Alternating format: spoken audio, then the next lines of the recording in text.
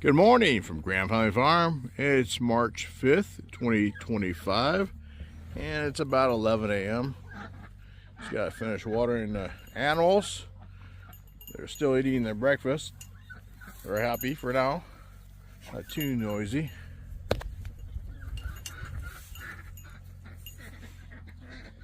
Of course, Edith always wants a special treat. I'm surprised she's quiet right now. She probably doesn't see me.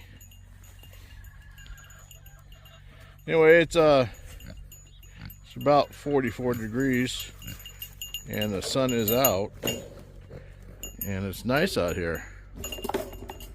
Not bad at all. See the blue in the sky. That's nice. It's sun shining down on me. I feel warm. I love this.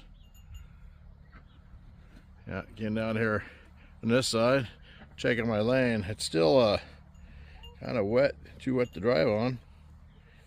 The rest of the property doesn't look too bad other than the garden area. It's kind of weird that this side doesn't dry up as fast. Spaz came down here with us, checking things out. She thinks she's a dog.